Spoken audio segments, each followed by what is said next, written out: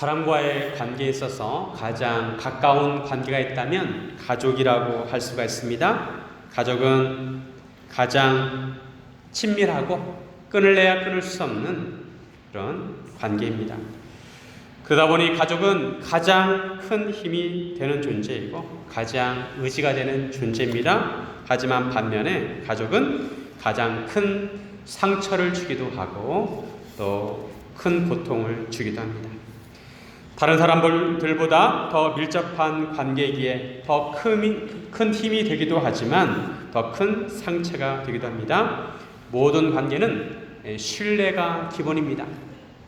우리가 예배당에 이 자리에 이렇게 앉아 있는 것도 우리는 이 건물에 대한 예배당에 대한 믿음이 있기 때문입니다. 만약에 이 예배당이 안전하지 않다면 우리가 이 자리에 앉아 있을 수가 없는 것이죠.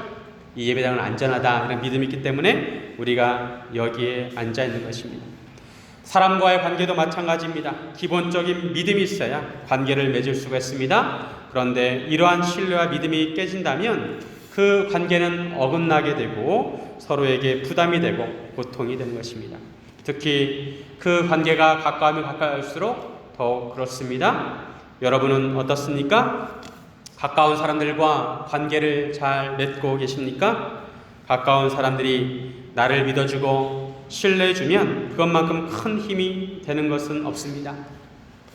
손만 잡아줘도 위로가 됩니다. 그러나 가까운 사람들이 나를 믿어주지 않고 신뢰해주지 않을 때 그것만큼 큰 고통이 없습니다. 마음속에 큰 돌덩어리가 있는 것처럼 느껴집니다.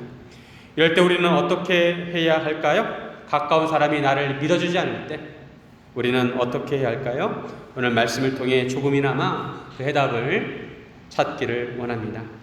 사실 이런 측면에서 가장 큰 고통을 느끼셨던 분은 바로 예수님이십니다.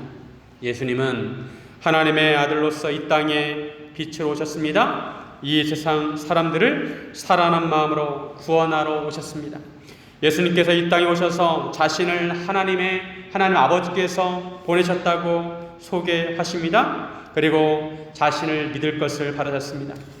사람들은 예수님께서 행하시는 표적을 보고 예수님을 따랐습니다. 이러한 표적들은 예수님께서 보통 사람이 아니라 무언가 특별하신 분이라는 것을 알려주었습니다. 하지만 예수님께서 자신에 대해서 드러내시고 말씀하실수록 사람들은 예수님을 믿지 않고 떠나갔습니다. 예수님께서 지난 유월절을 맞이해서 예루살렘으로 올라가셨을 때 예수님께서 베데스다 연못에서 38년 된 지체장애를 고쳐주셨습니다. 그런데 유대인들은 안식일에 회의를 하였다고 예수님을 박해하였습니다. 유대인들은 예수님의 표적을 보고도 예수를 믿지 않고 오히려 예수님을 박해하였습니다. 또한 예수님께서 갈릴리로 올라오셔서 오병이의 표적을 행하셨습니다. 많은 사람들이 예수님께서 나눠주신 보리떡과 물고기를 먹었습니다. 그런데 예수님께서 생명의 떡에 대해서 말씀하시고 예수님의 살과 피에 대해서 말씀하시자 많은 제자들이 예수님을 떠나갔습니다. 예수님은 점점 외로워지셨습니다. 예수님은 점점 고립되어 갔습니다.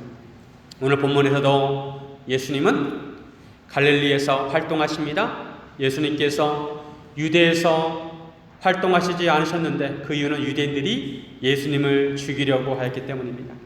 유대인들은 예수를 믿지 않을 뿐만 아니라 예수님의 생명을 위협하였습니다. 그래도 갈릴리는 유대보다 비교적 안전하였습니다. 유대와 갈릴리는 그 통치자가 달랐습니다. 유대는 로마 총독이 통치하였지만 갈릴리는 헤롯 안티파스가 통치하고 있었습니다. 때는 초막절이 다가오고 있었습니다. 초막절은 3대 절기 중에 하나입니다. 유월절은 봄에 있고 그 다음에 오순절이 있고 맨 마지막에 초막절이 가을에 있었습니다. 포도주와 곡식들을 추수하고 나서 초막절을 지냈습니다. 유대인들은 조상들이 광야 생활을 한 것을 기념하기 위해서 장막을 치고 일주일 동안 곳에서 기거하였습니다. 그래서 초막절을 장막절이라고 하였습니다.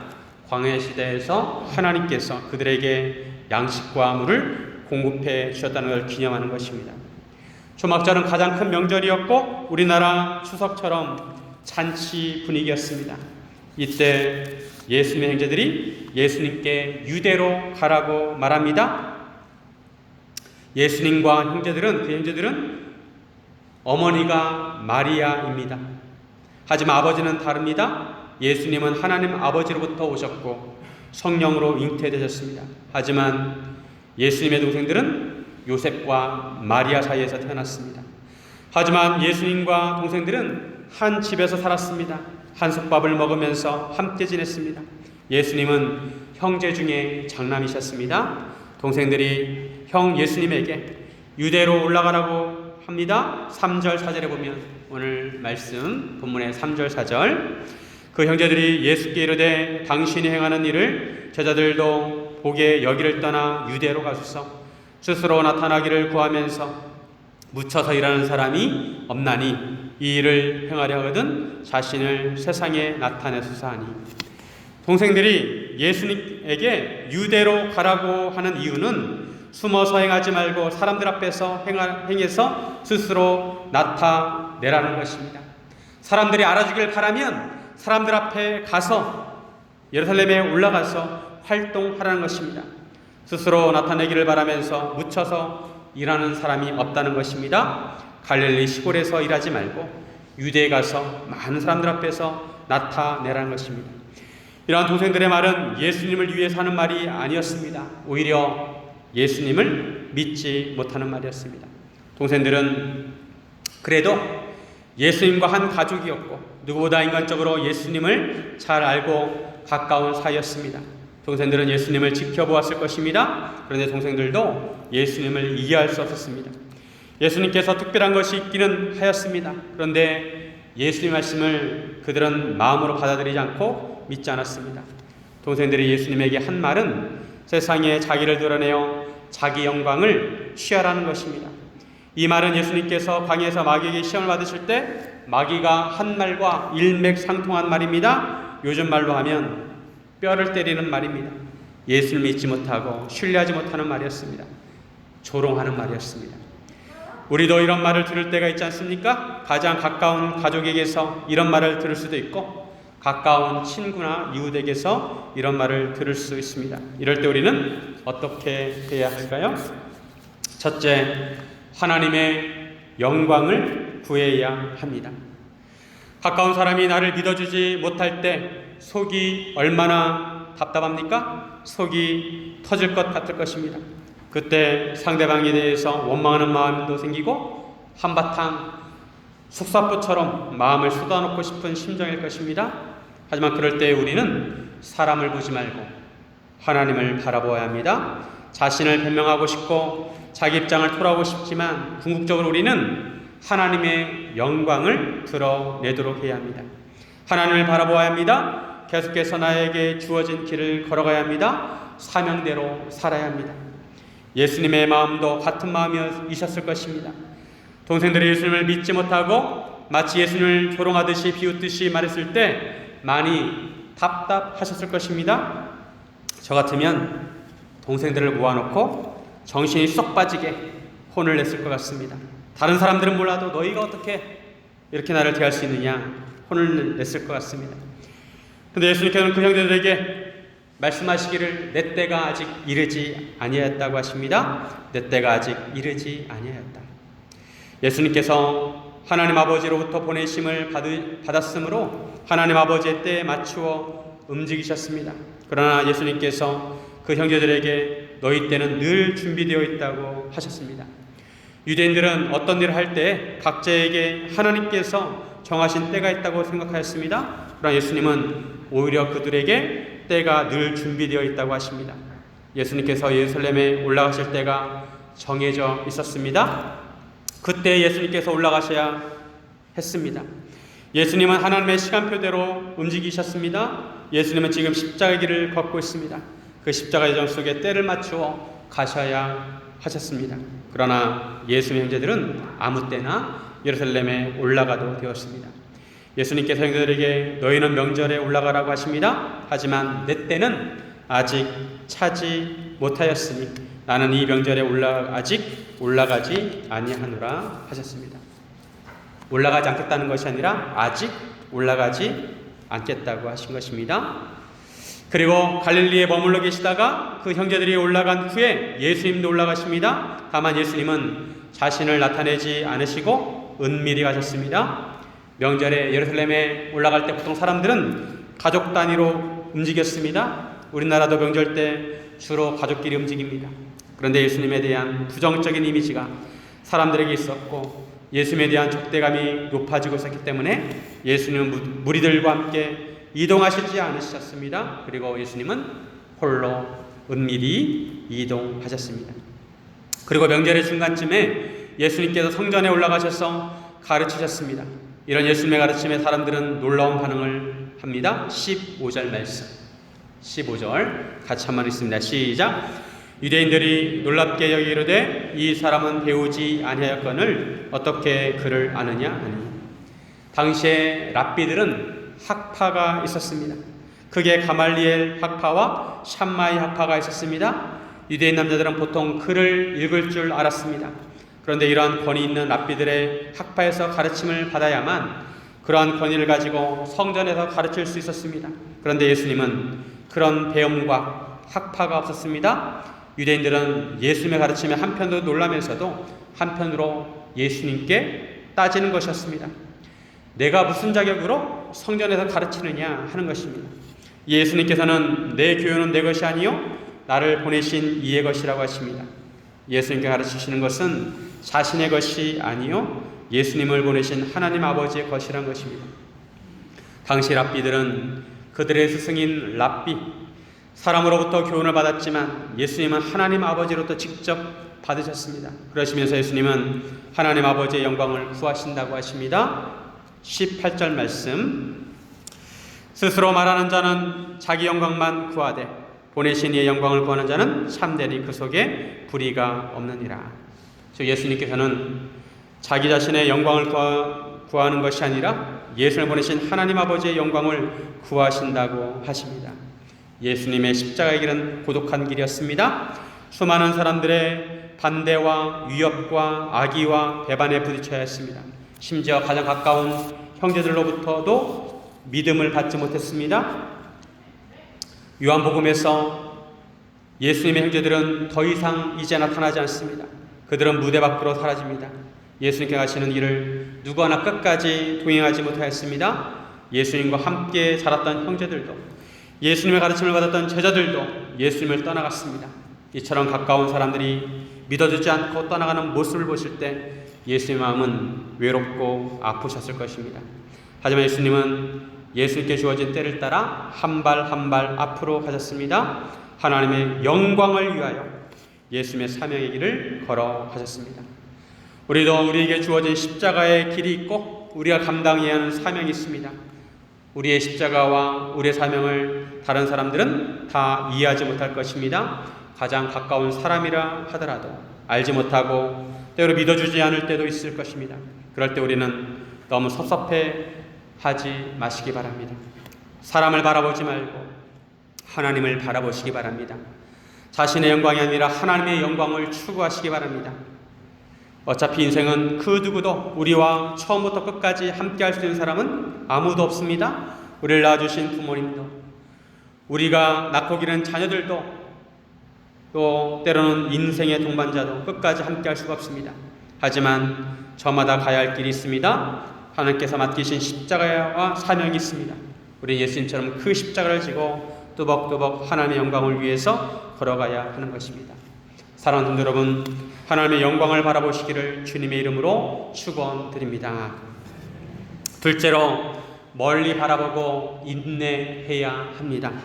가까운 사람이 믿어주지 않을 때 답답한 마음에 얽혀있는 문제를 당장이라도 풀고 싶은 마음이 사람의 마음입니다.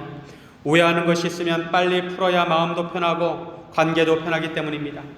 물론 소통을 잘해서 오해를 풀어야 합니다. 그러나 우리는 멀리 바라보아야 합니다.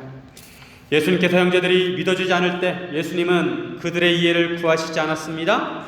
형제들에게 예수님께서 내가 바로 메시아이고 그리스도라고 일일이 붙들고 설명해 주시지 않으십니다. 다만 예수님의 일을 말씀하셨습니다. 7절에 보시면 세상이 너희를 미워하지 아니하되 나를 미워하나니 이는 내가 세상의 일들을 악하다고 증언함이라. 예수님께서 말씀하시기를 세상이 예수님을 미워한다는 것입니다. 하나님은 세상을 이처럼 사랑하시는데 세상은 하나님께 보내신 독생자를 미워합니다. 예수님은 그 이유를 예수님께서 세상의 일들을 악하다고 증언하시기 때문이라고 하십니다. 예수님께서는 세상의 악함을 증언하셨습니다. 특히 유대 지도자들을 비판하셨습니다. 바리새인들, 사두개인들, 서기관들을 비판하셨습니다. 그들은 유대 사회에서 기득권 세력이었고 하나님의 율법을 가까이 하는 사람들이었고 지도자였습니다. 하지만 그들은 하나같이 하나님의 말씀을 왜곡하게 하였고 하나님의 백성을 그릇된 길로 인도했습니다. 소경이 소경을 인도하는 꼴이었습니다. 예수님께서 동생들에게 이런 말씀을 하셨지만 동생들은 예수의 말씀을 이해하지 못했을 것입니다. 동생들도 어떻게 보면 아직 세상 속에 속해 있기 때문에 세상은 동생들을 미워하지 않았지만 예수님은 미워하였습니다. 예수님께서는 자신을 미워하지 않는, 자신을 믿어주지 않는 동생들에 대해서 당장 그 관계를 회복하려고 하시거나 그들이 제기한 문제를 해결하라고 하시지 않으셨습니다. 예수님은 다만 예수님의 사명의 길을 가셨습니다. 그리고 멀리 내다보셨습니다. 언제쯤 예수님과 동생들의 관계가 회복이 되고 신뢰의 관계가 되었을까요? 바로 예수님께서 십자가의 사명을 완수하시고 부활하신 이후였습니다. 예수님께서 십자가를 지시기 전까지 그들의 관계는 발전이 없었습니다. 회복되지 않았습니다. 예수님께서 십자가 사명을 마치셨을 때 그 관계가 회복이 되었습니다. 신약성경 중에 야고보서와 유다서가 있습니다. 이 야고보서와 유다서는 바로 예수님의 친동생인 야고보와 유다가 쓴 성경입니다. 예수님의 가족은 행복하였을까요? 예수님의 가족은 행복했을까요? 예수님을 형으로 둔 동생들은 행복한 삶을 살았을까요? 왜 형제들은 이처럼 형인 예수님에게 불만 섞인 말을 하고 조롱하는 말을 하였을까요? 예수님의 부모인 마리아와 요셉은 분명히 천사로부터 예수님의 존재에 대해서 들었습니다. 마리아는 이런 말씀을 마음에 새겼습니다. 예수님의 동생들에게도 말해주었을지 모릅니다. 다만 예수님께서 사역하실 때 사람들은 예수님을 비난하였습니다. 예수님께서 자라셨던 나사렛에서도 사람들이 예수를 배척하였습니다. 마태복음 13장 55절. 이는 그 목수의 아들이 아니냐? 그 어머니는 마리아, 그 형제들은 야고보, 요셉, 시몬, 유다라 하지 않느냐? 예수님의 가족인 마리아와 동생들도 동네 사람들에게 예수님의 말씀과 행동에 대해서 비난 소리를 수없이 들었을 것입니다. 동네 사람들은 예수님을 배척하는 동시에 예수님의 가족들 마리아와 예수님의 동생들도 이상하게 바라보았을 것입니다. 심지어는 마리아와 동생들이 예수님의 사역을 말리러 찾아오기까지 합니다. 오늘 본문에서 동생들이 예수님께 한 말도 그 배경을 보면 그들이 받는 고통이 있었기 때문입니다. 그들도 사람들로부터 인정받고 조용히 살고 싶었을 것입니다. 그런데 예수님께서 사역하시면 사역하실수록 사람들의 반응은 더욱 안 좋아졌고 예수님에 대한 비난과 외면이 많아졌습니다. 예수님께서 받으시는 고난은 고스란히 그의 가족들에게도 전달이 되었습니다. 예수님의 동생들은 이런 예수님이 마음에 들지 않았습니다. 신뢰하지 않았습니다. 장남으로서의 역할도 제대로 하지 못하고 가정의 경제를 책임지는 것도 아니고 사회적으로도 인정받지 못하는 형의 모습이 부담스러웠습니다. 차라리 조용히 목수의 일을 했을 때가 즐거웠다고 생각했을 것입니다. 안타깝게도 이런 예수님과 동생들과의 관계는 예수님께서 십자가에 돌아가실 때까지도 개선되지 않습니다. 형제들 간의 뼈아픈 관계가 그대로 남겨지게 되었습니다. 형제들도 예수님께서 십자가 못 박히실 때 그 마음이 먹먹하였을 것입니다. 그런데 예수님께서 부활하시고 난 다음에 친동생 야고보에게 나타나십니다. 고린도전서 15장 7절과 8절. 그 후에 야고보에게 보이셨으며 그 후에 모든 사도에게와 맨 나중에 만삭되지 못하여 난 자 같은 내게도 보이셨느니라. 사도 바울이 예수님께서 부활하신 다음에 예수님이 그 모습을 나타냈던 사람들에 대해서 말씀하고 있습니다. 여기에 나오는 야고보가 바로 예수님의 동생 야고보입니다. 이때 야고보는 어떤 마음이었을까요? 그렇게 형을 믿지 못하고 한편으로 형을 원망하기도 하였을 것입니다. 그랬던 야고보가 부활하신 예수님을 보고 어떤 생각을 하였을까요? 야고보가 기록한 야고보서에 보면 야고보서 1장 1절에 하나님과 주 예수 그리스도의 종 야고보는 흩어져 있는 12지파에게 문안하노라. 야고보가 자신을 소개할 때 나는 예수님의 친동생입니다 이렇게 소개하지 아니하고 자신을 주 예수 그리스도의 종이라고 소개를 하고 있습니다. 야고보서는 신약 성경 중에서 가장 먼저 기록된 성경입니다.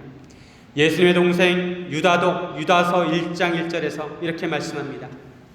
예수 그리스도의 종이요 야고보의 형제인 유다는 부르심을 받은 자 곧 하나님 아버지 안에서 사랑을 얻고 예수 그리스도를 위하여 지키심을 받은 자들에게 편지하노라. 유다도 자신 소개할 때 우리 형 야고보, 우리 형 예수의 동생이라고 소개하지 아니하고 야고보의 형제요 예수 그리스도의 종이라고 소개를 하고 있습니다. 예수님께서 십자가를 지시고 부활하신 모습을 보고 이들은 예수님께서 어떤 존재이신지 왜 그렇게 하셨는지 비로소 깨닫게 되었을 것입니다. 그리고 자신들을 예수 그리스도의 종이라고 소개를 합니다. 야고보와 유다와 예수님의 아우들은 예수님께서 승천하시면서 말씀하신 것처럼 마가의 다락방에서 오순절 성령님이 강림하실 때까지 어머니 마리아와 예수님의 제자들과 함께 기도에 힘썼습니다. 그리고 동생 야고보는 초대교회의 기둥 같은 역할을 하였습니다. 초대교회의 최대 문제는 바로 이방인의 구원 문제였습니다. 이 이방인의 구원 문제를 논의하기 위해서 사도행전 15장에 보면 예루살렘 공회가 열리는데 이때 야고보가 중심적인 역할을 하고 정리하는 것을 볼 수가 있습니다. 그리고 사도 바울은 제3차 선교 여행을 하고 나서 일행과 함께 예루살렘에 와서 야고보에게 보고를 합니다. 야고보는 낙타 무릎이라는 별명을 받을 정도로 기도를 많이 한 사람이었습니다. 예수님을 반대하고 조롱하였던 형제 야고보도 예수 그리스도의 종이 되어서 그의 전생애를 예수님을 위해 헌신하게 되었습니다. 예수님의 형제들 야고보와 유다는 결국에는 예수님을 신뢰하고 믿고 따르는 자들이 되었습니다. 예수님의 동생 야고보는 결국 대제사장에서 순교를 당하게 됩니다. 이때 백성들이 들고 일어나서 대제사장은 몇 개월 뒤에 그 자리에서 물러나게 되었습니다. 가까운 사람들이 당장 믿어주지 않더라도 너무 조급하게 생각하지 마시고 모든 것을 하나님께 맡기시기를 바랍니다. 그리고 멀리 보시길 바랍니다. 하나님께서 그 모든 신뢰 관계를 회복시킬 때가 있을 것입니다. 동생 야고보는 인내를 온전히 이루라고 말씀합니다. 야고보서 1장 14절 말씀, 1장 4절 말씀, 인내를 온전히 이루라. 이는 너희로 온전하고 구비하여 조금도 부족함이 없게 하려 함이라. 야고보는 후에 예수님과의 관계를 생각하면서 예수를 믿지 못한 자신의 잘못을 돌아보면서 인내를 온전히 이루어야 할 것을 생각했을 것입니다.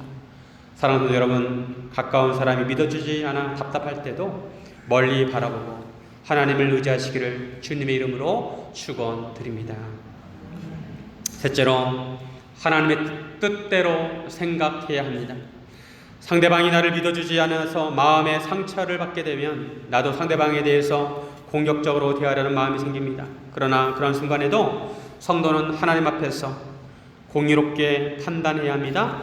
하나님의 뜻대로 생각해야 합니다. 내 생각과 내 감정과 내 의지가 아니라 하나님의 뜻과 하나님의 생각과 하나님의 은혜대로 생각해야 한다는 것입니다. 이것이 쉽지는 않지만 믿는 자의 자세입니다. 장막절에 예수님께서 은밀하게 예루살렘으로 올라가셨는데 유대인들이 예수님을 찾습니다.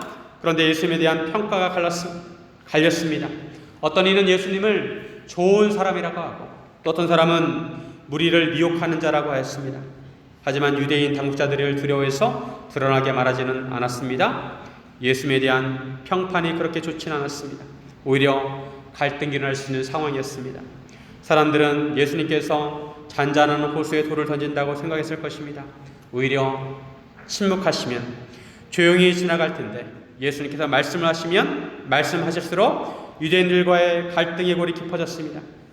하지만 이번 장막절에서도 예수님은 하나님의 말씀을 전하시는데 양보하지 않으십니다. 유대인들의 잘못된 가르침을 바로잡는 말씀을 하십니다.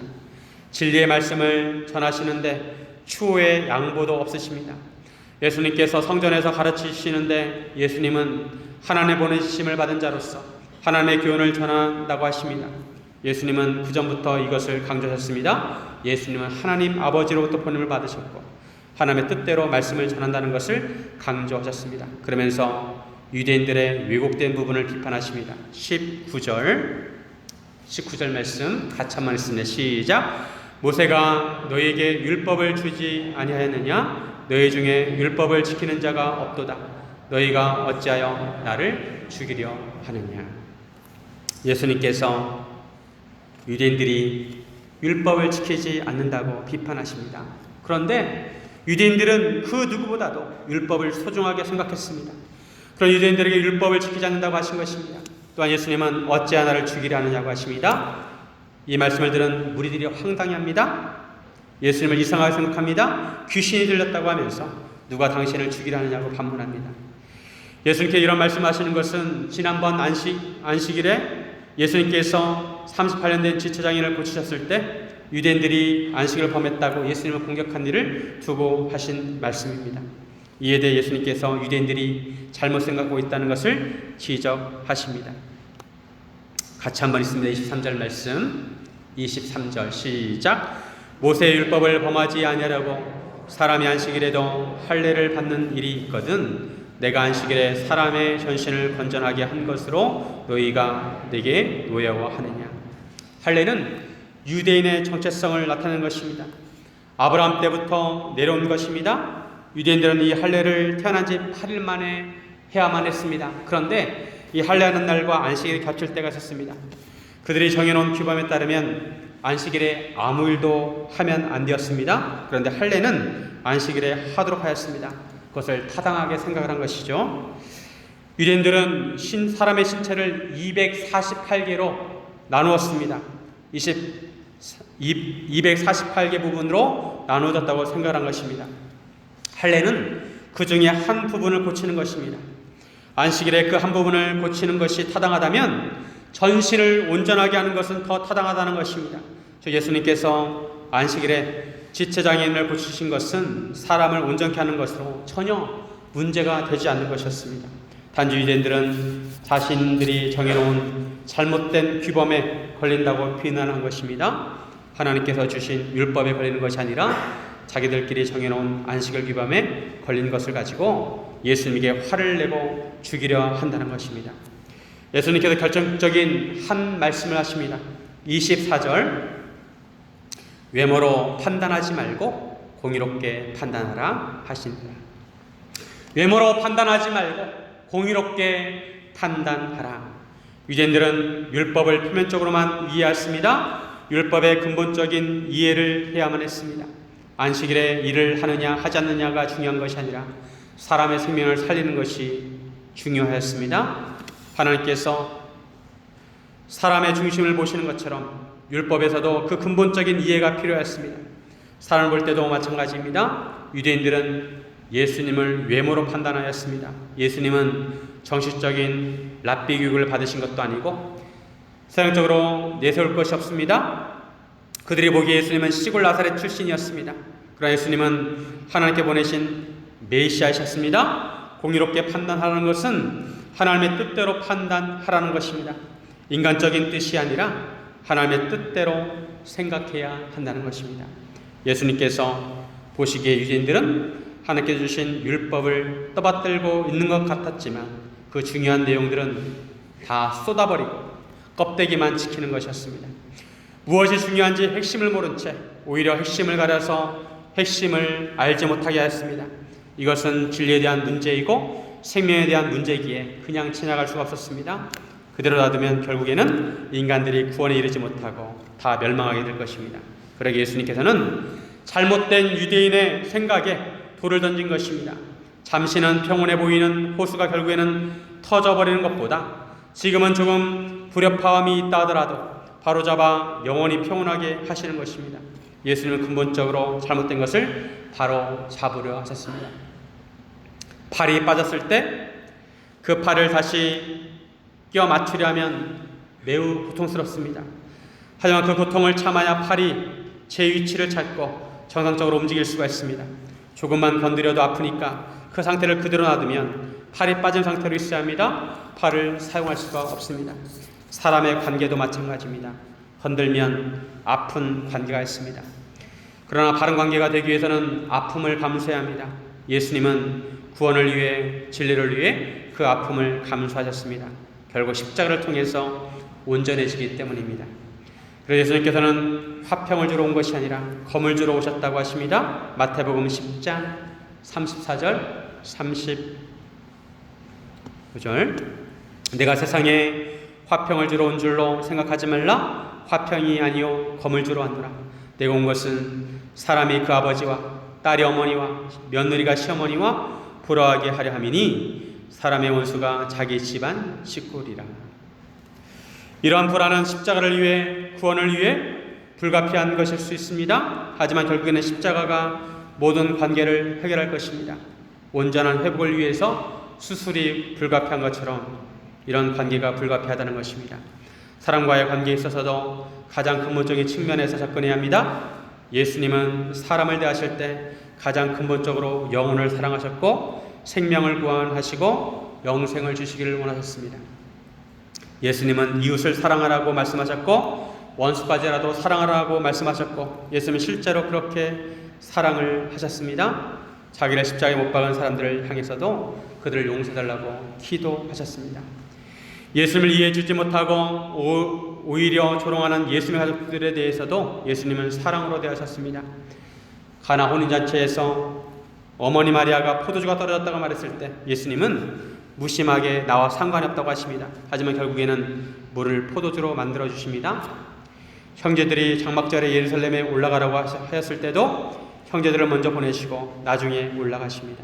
사실 예수님은 이제 십자가를 칠 때까지 다시 고향으로 돌아가지 않으십니다.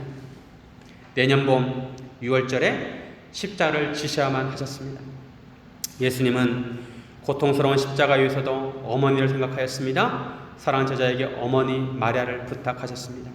예수님은 결국 사랑하는 가족들과 모든 사람들을 위해서 십자가에 달려 돌아가셨습니다. 엄마가 철없고 못난 자식들을 품에 안듯이 예수님은 못난 피조물인 인간들을 품에 안으시고 십자가에 달려 돌아가신 것입니다. 바로 이것이 예수에게 보여주신 최고의 사랑입니다. 가까운 사이라도 내 뜻대로 움직이려고 하지 말고 하나님의 뜻대로 하시기를 바랍니다. 형제자매가 나를 이해해 주지 못할 때, 가족이 나를 이해해 주지 못할 때, 가까운 사람이 나를 이해해 주지 못할 때 섭섭한 마음이 들고 마음이 힘들 수 있습니다. 하지만 예수님도 그러셨습니다. 미쳤다는 얘기까지 들으셨습니다. 그럼에도 예수님은 하나님의 뜻대로, 하나님의 말씀대로 그들을 대하셨습니다. 사랑하셨습니다. 우리 예수님처럼 그런 사랑을 해야 합니다. 사랑하는 여러분, 예수님의 십자가 사랑을 받은 자로서 다른 사람을 십자가 사랑으로 사랑하시기를 주님의 이름으로 축원드립니다. 이렇게 기도하겠습니다.